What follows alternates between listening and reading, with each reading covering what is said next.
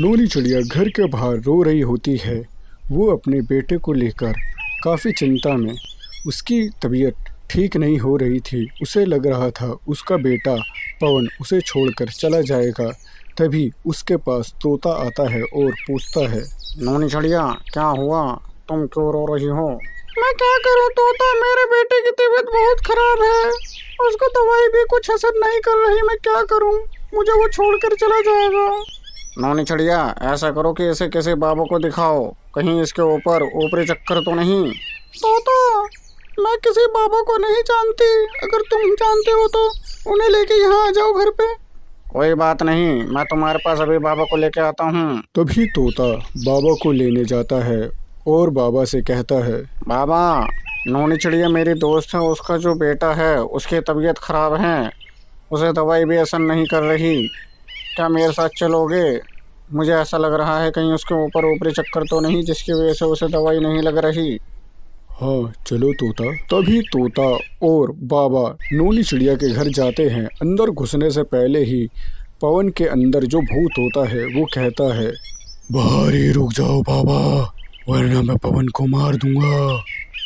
तू उसे कुछ नहीं कर सकता भूत। तभी बाबा उसके घर में विभूति डाल देते हैं, जिसकी वजह से उसके अंदर जो भूत होता है वो चला जाता है। नूनी चिड़िया, इसे गंगा जी लेके जाओ, वहाँ महाकुंभ में इसे डुबकी लगवा दो, सब ठीक हो जाएगा। ठीक है बाबा, मैं इसे महाकुंभ लेके जाती हूँ। ये ठीक तो हो जाएगा ना बाबा? हाँ ये ठीक हो जाएगा, डुबके लगवा देना बस इसे। तभी नूनी चिड़िया पवन को लेके महाकुंभ जा रही होती है। अचानक ही पवन के अंदर जो भूत होता है वो पवन को लेके वापस अपने घर ही चला जाता है। उसके बाद नूनी चिड़िया बाबा के पास वापस जाती है और कहती है कि बाबा मैं उसे महाकुंभ लेके जा रही थी, लेकिन वो मेरे पास से भाग गया और घर चला गया वापस। अब बताइए मैं उसे कैसे लेके जाऊं, या आप चलो मेरे साथ। चलो मैं तुम्हारे साथ चलता हूँ।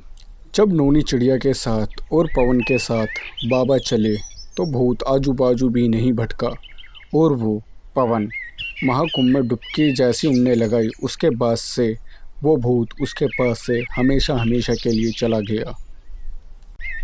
नूनी चिड़िया और नूनी चिड़िया का बेटा पवन, जो कि बहुत गरीब थे, एक छोटे से घर में रहते थे। नूनी चिड़िया का बेटा, उसे गाने गाने का शौक था, लेकिन नूनी चिड़िया चाहती थी कि वो पढ़े लिखे। पवन बेटा, पढ़ने में ध्यान लगाओ, गाने में नहीं। माँ, पढ़िया लिखाया कुछ काम नहीं आया। माँ देखना, एक दिन मैं बहुत बड़ा सिंगर बनूंगा।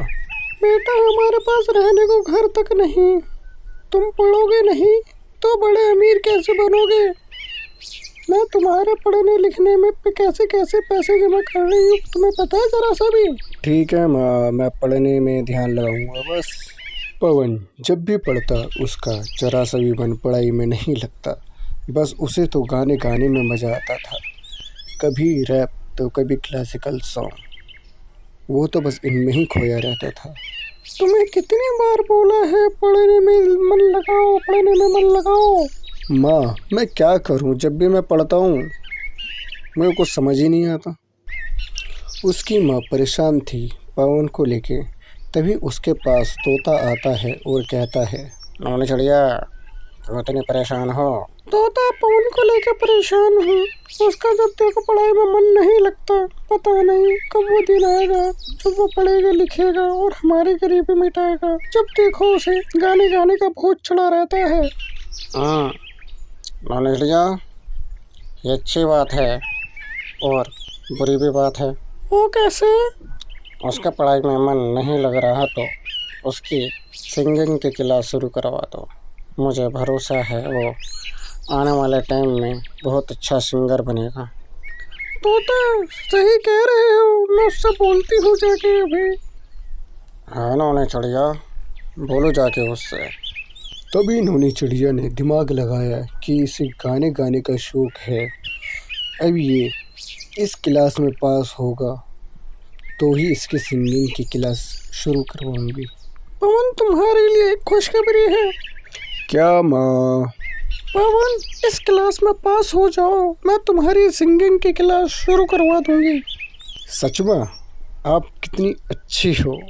उसके बाद क्या वो जैसे तैसे पास हो गया। फिर वो नूनी चिड़िया ने उसकी क्लास शुरू करवा दी। लेकिन नूनी चिड़िया काफ़ी चिंतित रहने लगी कि वो अच्छा सिंगर बनेगा या नहीं बनेगा। पवन क्लास लेने जाता है। कुछ सुनाओ पवन, कोई गाना, उसी हिसाब से तुम्हारी क्लास शुरू करवाऊंगा। तुम मिले दिल खिले और जीने को क्या चाहिए, ना हो तू उदास मेरे पास पास मैं रहूँगा जिंदगी भर।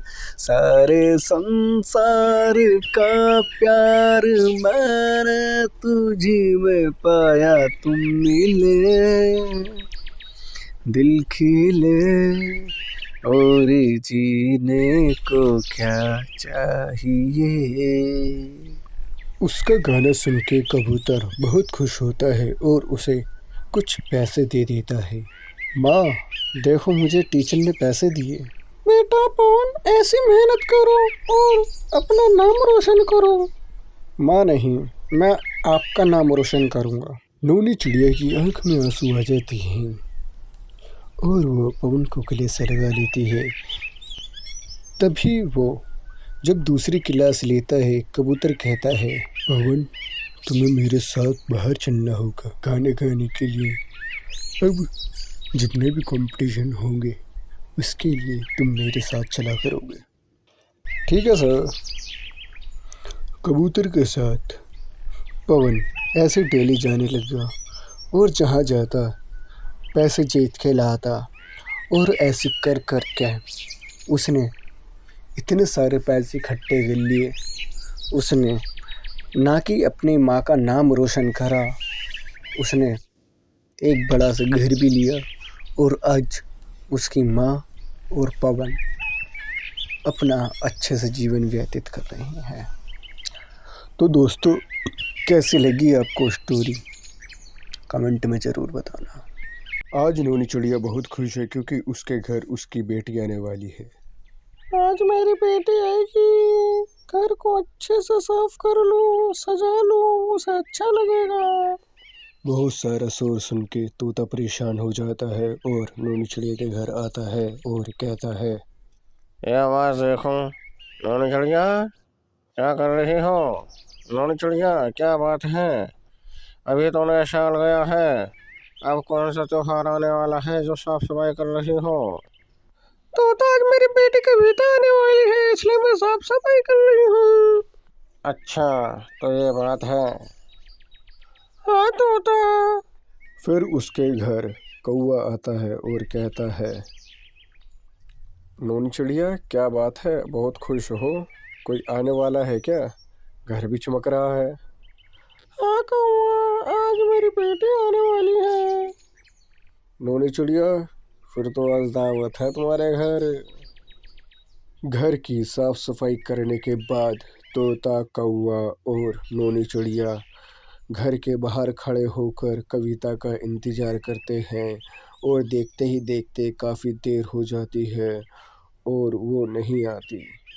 तो तोता चिड़िया से कहता है, नूनी चिड़िया क्या हुआ, काफ़ी टाइम हो गया लेकिन कविता नहीं आई।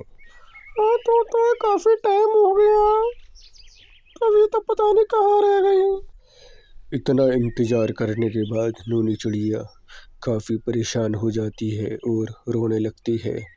फिर कौवा कहता है, नूनी चिड़िया तुम रो मत, तोता और मैं कविता को ढूंढने जाते हैं, वो मिल जाएगी। तोता और कौवा उसे ढूंढने जाते हैं लेकिन उसका कुछ अता पता नहीं होता। उसके बाद तोता कहता है, कविता तो मिली नहीं, अब नूनी चिड़िया को क्या कहेंगे? तोता अब क्या करे, चल के बोलते हैं कि हमने उसे ढूंढने की काफ़ी कोशिश की लेकिन वो नहीं मिली। उधर कबूतरी घूम रही होती है, उसकी नज़र एक चिड़िया पर पड़ती है जो कि एक पेड़ के नीचे बैठ के रो रही होती है। कबूतरी उसके पास जाती है और पूछती है, क्या हुआ बेटा, तुम क्यों रो रही हो? आंटी, मैं नोनी चिड़िया की बेटी हूँ। मैं घर का रास्ता भूल गई। तुम नोनी चिड़िया की बेटी हो? जी। तुम चिंता मत करो, मैं नोनी चिड़िया की दोस्त हूँ। चलो तुम्हें उसके घर ले चलूँ। उतने में तोता और कौवा नोनी के पास जा रहे होते हैं। उसके बोलने से पहले से कबूतरी वहाँ आती है और बोलती है, नोनी चिड़िया देखो कौन आया है, तुम्हारी बेटी। नोनी चिड़िया अपनी बच्ची को देखकर गले से लगा लेती है और शाम को खूब धूमधाम से अपनी बेटी की आने की खुशी में दावत करते हैं।